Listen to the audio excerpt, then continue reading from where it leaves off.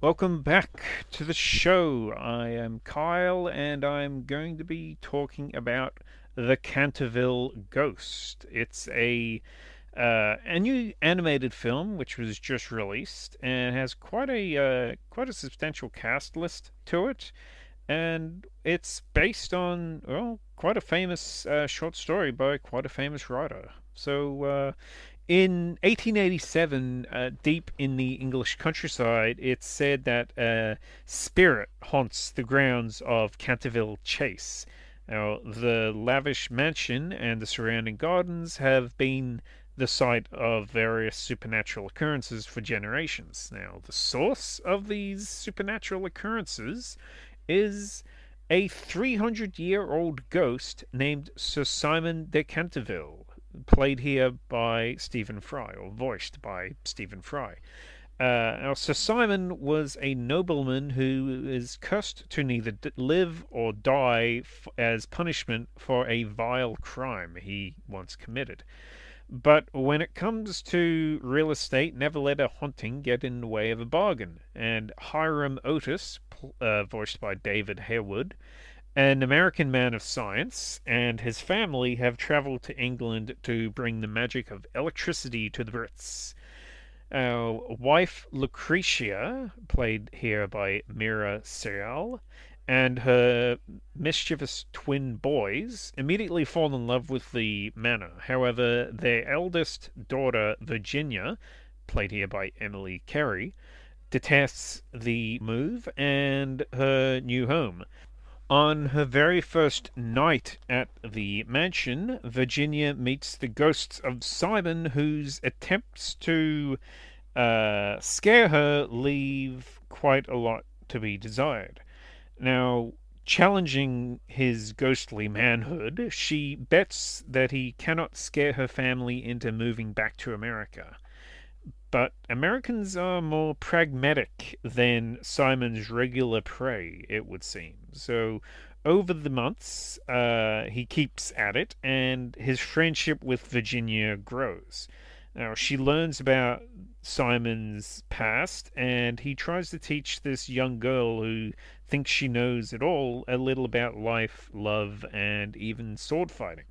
Now, as Hiram enlists the help of an amateur ghost hunter named Mrs. Fitchley, played by Miranda Hart, to get rid of this pesky spook, Virginia believes that there is another way, and it may involve the peculiar walled off garden on Canterbury Chase's grounds, and also the sinister gardener voiced by Hugh Laurie.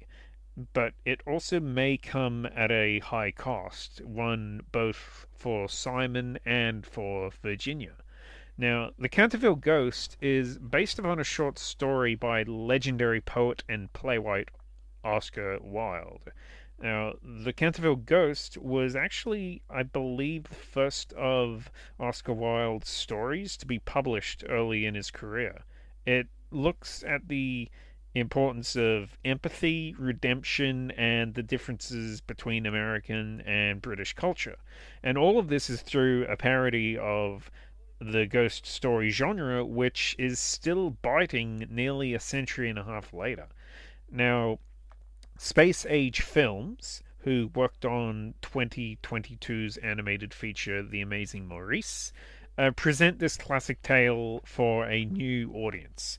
Now, I was actually impressed by just how well the film adapts Oscar Wilde's novella into a kids' film. There's been some changes, to be sure. There's embellishments to the love story between Vanessa and her new neighbor, a boy named Henry, played by Freddie Highmore, as well as his family's relationship to the ghost of Sir Simon.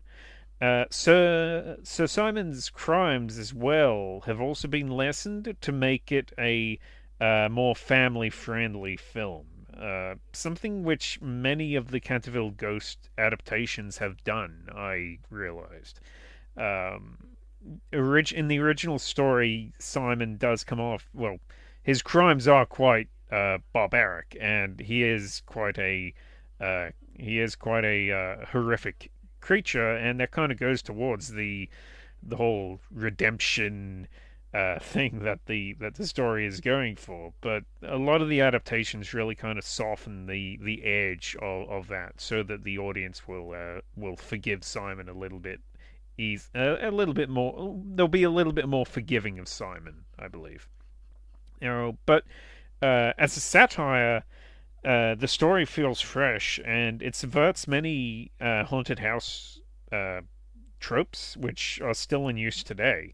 Now, watching the movie, you might think that it's a ripoff of Beetlejuice, as it has kind of a similar story, and a lot of the gags are somewhat similar. The whole thing about a family moving into a haunted house, trying to be the ghosts trying to scare the new inhabitants of this house. The inhabitants actually finding it quite charming and being entertained by it. It does seem very much like Beetlejuice, and a lot of people might think that this is kind of a rip-off of Beetlejuice, but it's actually, of course, Oscar Wilde kind of set the tone for Tim Burton's story in the first place.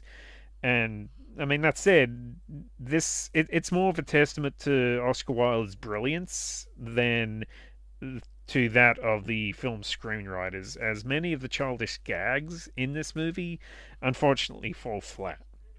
But it isn't all bad, however, as the film. It's not without its own moments. Miranda Hart as the eccentric ghost hunter with her steampunk gadgets is quite hilarious in the film. And Stephen Fry is also great, as he pretty much always is, as the humorously inept but endearing Sir Simon.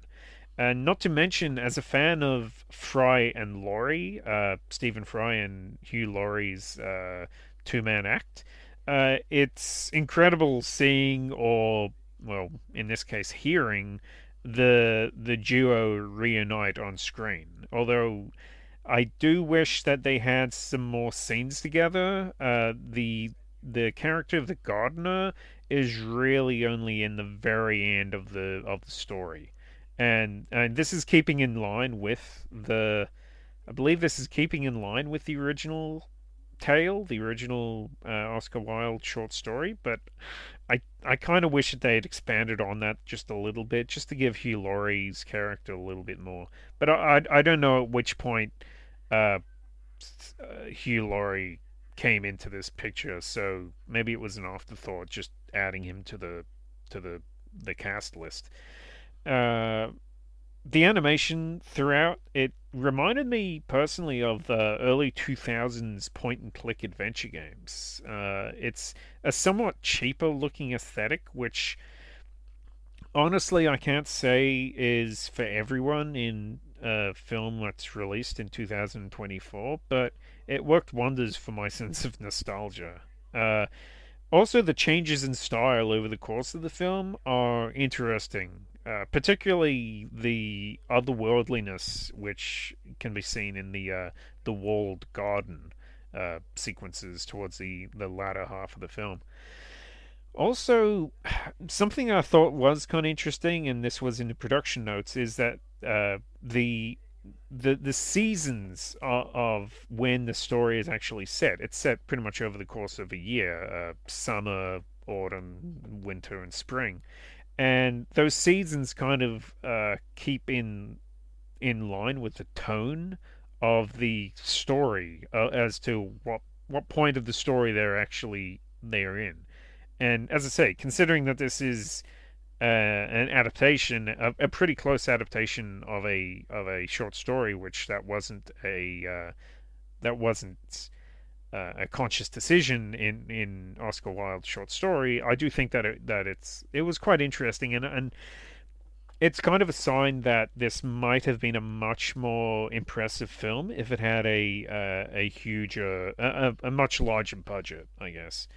Now, producer and star Stephen Fry, he actually played Oscar Wilde in a film back in 1997, just named Wilde, and clearly he has great respect for the man. And The Canterville Ghost is without a doubt a passion project for a lot of the people involved in it. Now, it doesn't have the high production values of the latest DreamWorks or Disney animations, but it is full of heart, and it's an adaptation which holds on to the prestige of its original source material, thanks largely to an impressive cast list. Toby Jones is in this film. I didn't even mention several other familiar British actors are in this movie, and yeah, I didn't even mention them because they're kind of just playing side characters. But most importantly, it delivers an amusing adventure for the young target audience. So this one, I would give this movie a 3 out of 5.